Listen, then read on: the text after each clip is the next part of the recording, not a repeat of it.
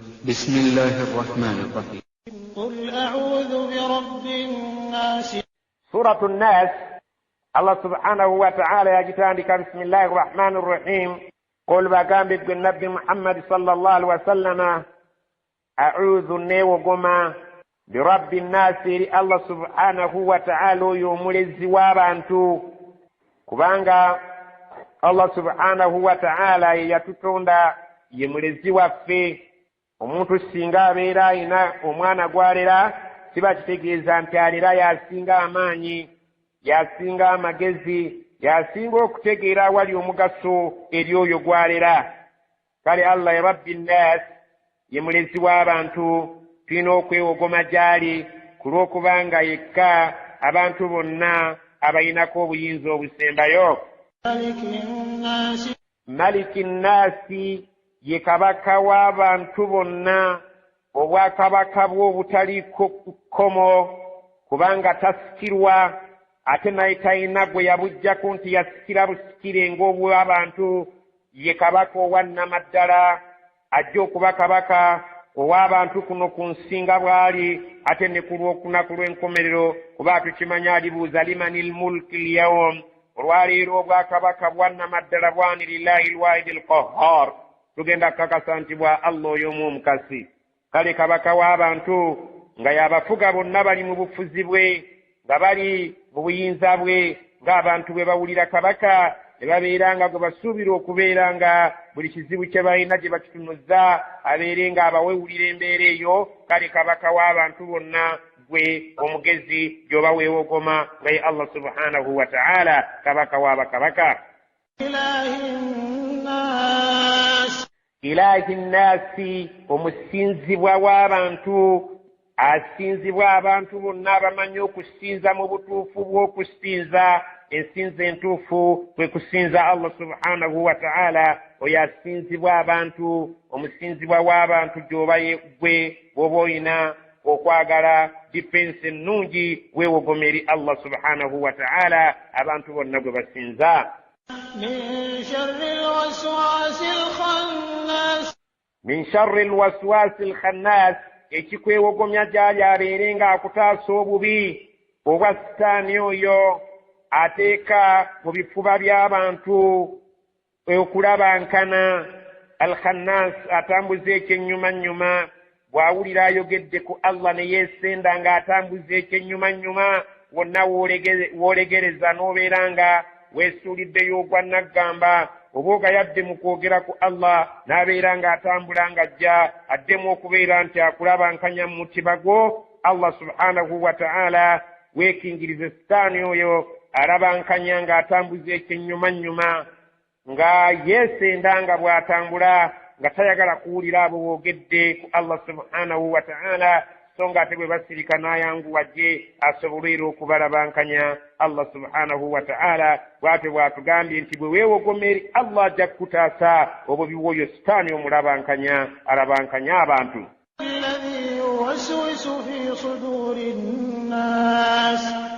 Alladhi yuwaswisu fi suduri nnaasi, sitaani oyo ateeka wasiwasi, ateeka okubuusabuusa, ateeka obutali bumativu mu bifuba by'abantu. Omuntu singa obanga omulabye oyo sitaani bwe yabukalamu mu kifuba kye n'omugamba ajja tugende tusaale, atuuka ekiseera n'agamba naye nasadde ku makya naye buli ssaawa n'aba nsaala, atandika okugamba nti ye ate abasaala bagagga nnyo, ye abasaala kale mmwe mugende mulibeera mujja naffe ne tubeera mu muliro, mutulekanga kubanga nze ŋŋenda kubeera mu kabbuli yange muntu omu. Ng'omanya nti oyo sitaani yamaamira mu mutima gwe n'okwalula n'ayalula n'obugina ebweru obulaba nga butandise okumansuka ku lulimi lwe obukulagira ddala nti munda ye sitaani fi suduri nnaasi, mu bifuba by'abantu yakolamu headquarter n'abeera nga yabamaamiramu n'abukala. Oyo sitaani ow'ekika ekyo omuntu yenna oyina kubeera nga bw'obanga otuuse mu mbeera etuuka ku bukaafiri obw'ekika ekyo, somanye essuula zino almuawwidhatain, osobole okwewogoma Allah asobole okukutaasaako ekibambulira kya sitaani oyo akutaddemu wasiwasi mu kifuba kyo n'otabeera ng'oli mumativu ku ddiini yo. min aljinnati wannaas,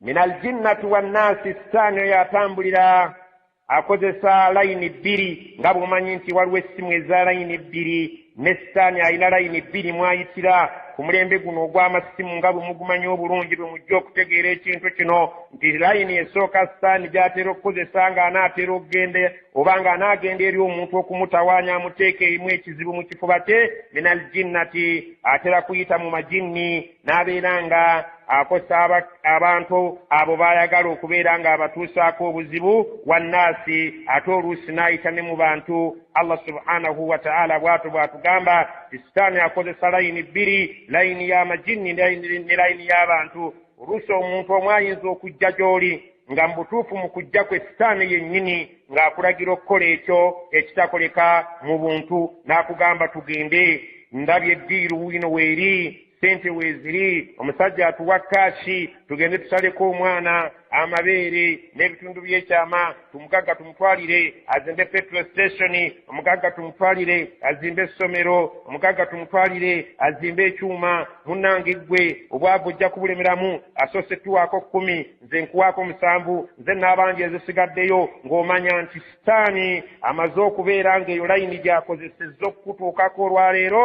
ng'ayise mu muntu ow'ekikanga ekyakukozese ekikolwa Allah subhanahu wa ta'ala ky'atayagala. Oluusi sitaani akozesa layini y'okuyita mu majinni n'abeera ng'ayagala okutuusa mu bantu ebizibu bye ebyo bijja okubaleetera obunyiivu eri Allah subhanahu wa ta'ala. Oluusi akozesa layini eyitibwa layini bantu oba layini majinni. Saba Allah subhanahu wa ta'ala atusobozesa okubeera nga atuwonya sitaani okubeera ng'etuula mu bifuba byaffe neefunamu obutaka, neefunamu obutebenkevu esobole obutatutawaanya. Saba Allah subhanahu wa ta'ala agituwonye eremu okututawaanya ku nzikiriza yaffe, eremu okubeera ng'etulaga nti nzikiriza yaffe si yeyo Allah subhanahu wa ta'ala gye yatusiimira. Saba Allah subhanahu wa ta'ala era nga tuwegoma gy'ali atutaasa obubi obugirimu, atutaasa abantu ababi abayinza okubeera nga sitaani beekozesa okujja gye tuli, atutaasa amajinni amabi ago geyinza okuyitamu okujja okubeera ng'etaataaganya enzikiriza yaffe. سبحانك اللهم وبحمدك نشهد أن لا إله إلا أنت نستغفرك ونتوب إليك. سبحان ربك رب العزة عما يصفون وسلام على المرسلين والحمد لله رب العالمين. ربنا اغفر لنا ولوالدينا وارحمهم كما ربونا صغارا. اللهم اغفر لنا ذنوبنا وإسرافنا في أمرنا وثبت أقدامنا وانصرنا على القوم الكافرين. اللهم نسألك الجنة ونعوذ بك من سخطك والنار.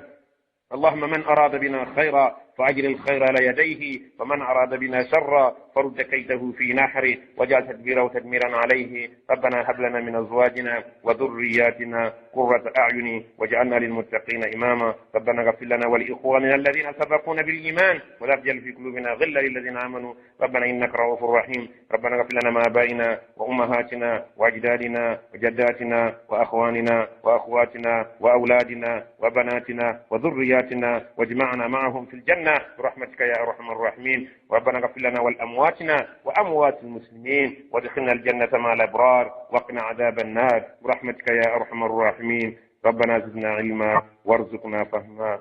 ربنا إنك عفو كريم تحب العفو فاعف عنا. آمين.